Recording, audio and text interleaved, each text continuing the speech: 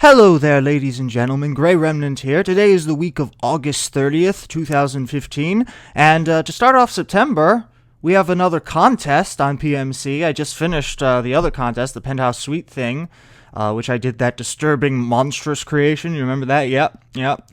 Well, this month, we have to write a blog. My favorite type of thing to do. So, I'm going to now write a blog about Minecraft, about the, if you see the contest, you've got to write the ending to a short Lego stop-motion animation, and what I'm writing, will probably win. No, I'll be straight with you. I want to win this one, because the prize is $200 worth of Legos, which is nice, because I like Legos, and I like Minecraft. And they're Minecraft Legos. So, yes, I wholeheartedly intend to win this one. The last one, the Penthouse Suite, that was just me being a smartass and just kind of making something unexpected. I doubt I'll win for that. But the blog contest, I am going to put my all into, and you will be blown to smithereens by it. It will be awesome. And I think it might be in the form of a graphic novel, like it might be like a comic strip. Because there might be pictures. I might draw it by hand, because that's the only way I really know how to do it. But I already got the story in my head. I actually thought of it when I was picking things for Week in Review this week. I was just picking things. I was like, oh, yeah, I could do that. It's like, oh, that's kind of dark. It's very dark. You thought the last one was dark? You don't know anything. This one is going to be very dark. Dark and full of despair and pain and suffering. So, look forward to that. That will be out in a couple of weeks, I would think. But let's get into, enough about me, let's get into Week in Review. We'll start, as we always do, with the structure of the week. The bronze medal this week goes to a build titled La Demure Oceanic by Ariben, or Ariben, not exactly sure how to pronounce that guy's name. This is a beautiful structure in the middle of the ocean. It's got, like, made of gold, and it's got some brown roofing and some purple, and it's just a really, really original, neat-looking structure. It's got a green aura above the tower. Whenever you see that, you know that this guy's for serious. It's like, I got the aura too, bitches. And you got, like, some sea monster in the water. That's always necessary. And the terraforming is absolutely spectacular. You got some nice evergreens that kind of tilt a little bit. Oh, they're beautiful in the purple grass or whatever that's supposed to be. This is a really, really neat build. And it's not a big build, but it's a amazing idea. I really, really like it. So good job, Ariben. Fantastic work. Let's move on to the silver medal, which goes to a build titled MCBCon Entry for Atheon Network by Atheon Official. That's a mouthful. This is like some dark palace, which looks to be in like some dark cave system, buried deep in the depths of the earth, and there's a demon wolf, which I believe Kevosaurus made. You remember? He won Week in Review for that a couple of weeks ago. I guess he was making it for this, because it's here. Quite a nice addition to this dark, disturbing chateau of doom and despair. You got like some creepy-looking stuff kind of in the background. Like, it looks like it might be a hand. I'm not really sure what it is. And you got this uplifting version of it. It's like they got, oh, the sun is shining now. What the hell happened? It was dark, and now it's just like, totally changed themes there. But this is a really, really spectacular piece of architecture. So well done, Atheon Official. Good work. The gold medal this week for best structure of the week, or should I say best city of the week, goes to West Point City, created by Equitus, or Equotus, or Equitus. I don't know how to pronounce this man's name. I don't really care. This, ladies and gentlemen, is what happens when a build team works on something for almost a year. Though, to be fair, this is still marginally impressive for something built in under 365 days, even for a talented build team. West Point City is a massive island metropolis, and it has a myriad of features that make it a really special build. Let's start with the road system.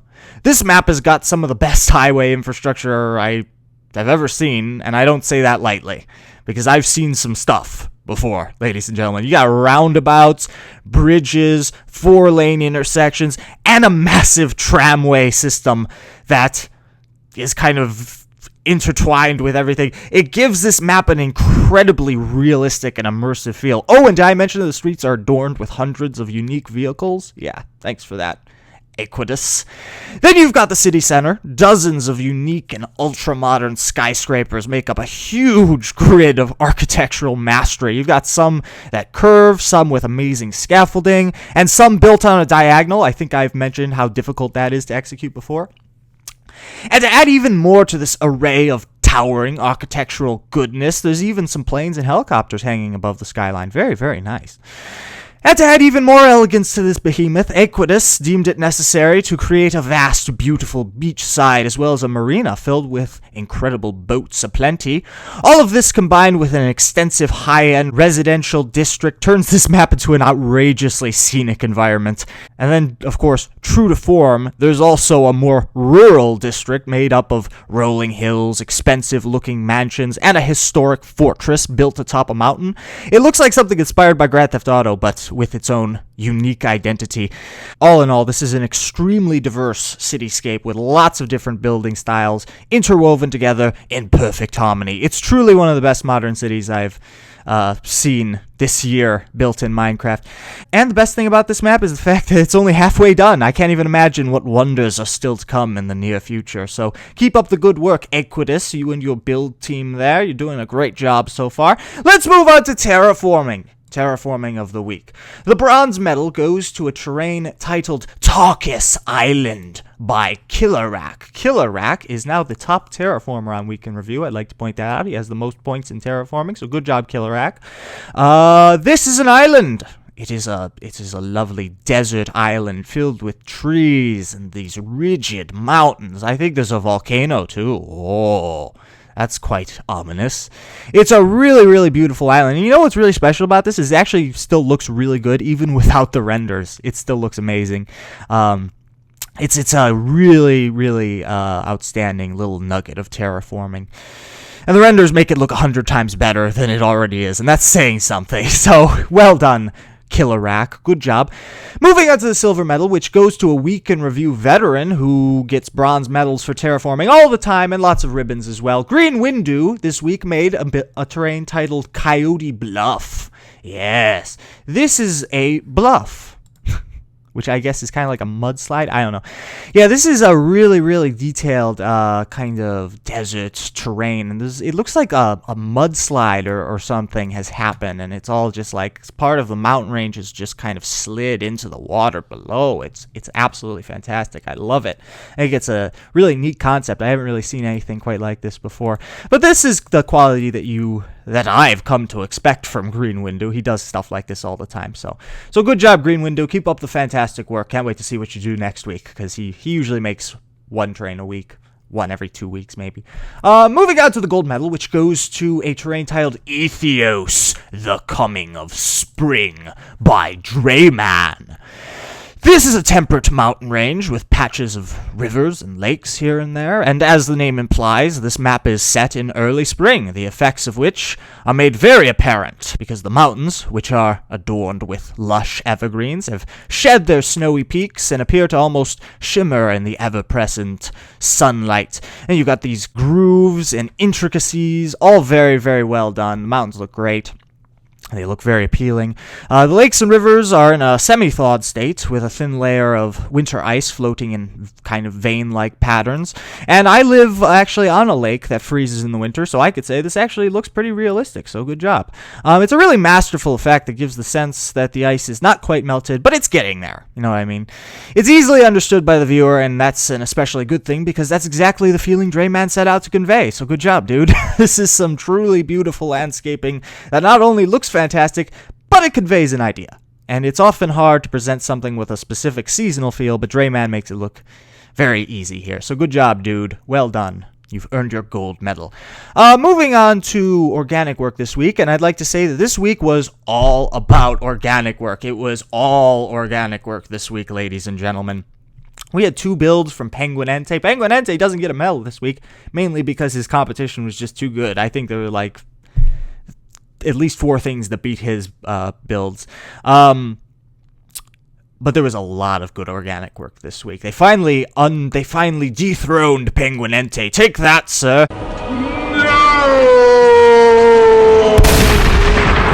It's just the break. He's won 4 weeks in a row. So, but this week, we'll start with the bronze medal, which goes to a map titled Alice's Mind by Octavon. This was actually a contest between Octavon and Sepher to do an Alice in Wonderland themed organic build, I think. I'm not really sure what the project was exactly. I didn't really read into it. But this is a room.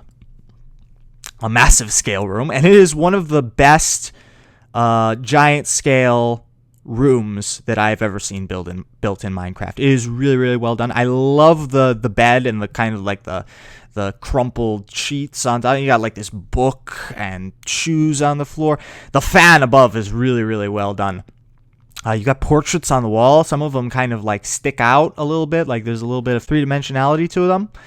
And then you've got this little house sitting on the table, too. That's amazing. You got a clock on the wall, bookshelf filled with interesting gubbins. And you got, like, this alternate reality where it's kind of like this dream state where it's like that tea party in Alice in Wonderland. It's very, very well done. I think that this is one of the most creative pieces of organic work I've ever seen. And it was executed by quite a few different people. To name a few would be Bionics, BCX7, Ronsiski, Creeper World, Legato, Shift 0011, and Galazeek. So well done, you guys. This is really, really good.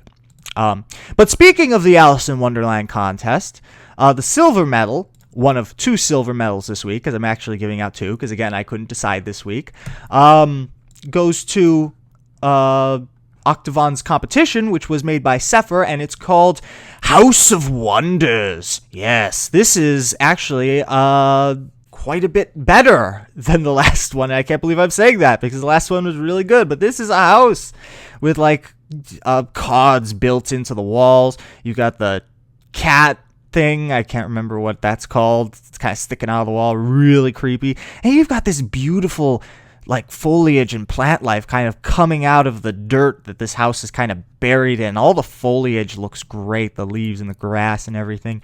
It's really, really creative and impressive. And you got this clock kind of buried on the top of the house.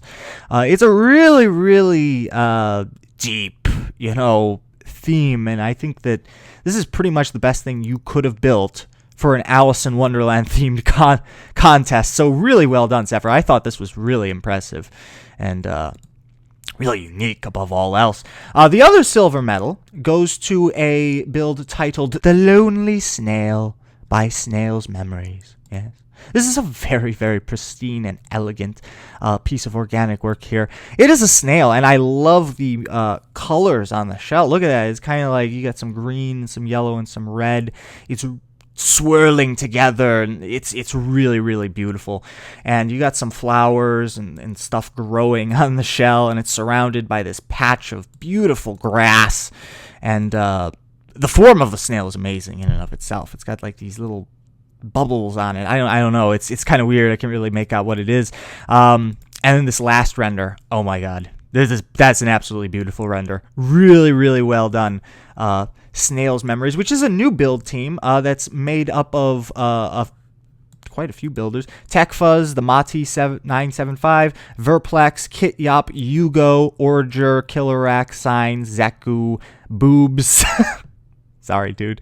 Dwolith, Matthew 0397, Anivian, and the renders are by Mustafa74. So really good job, you guys. Really, really impressive work. I really, really liked this one. Which brings us to the gold medal this week, which goes to something just incredible. Something that I couldn't believe. And guess what? It's made by Sepher, which means Sepher got a silver medal and a gold medal all in 1 week. That has never happened before. Really, really impressive, Sepher. But Sepher made a build titled Primal Portal, Steampunk Dinosaurs. And this is one of those builds that practically knocks you out of your seat when you first see it.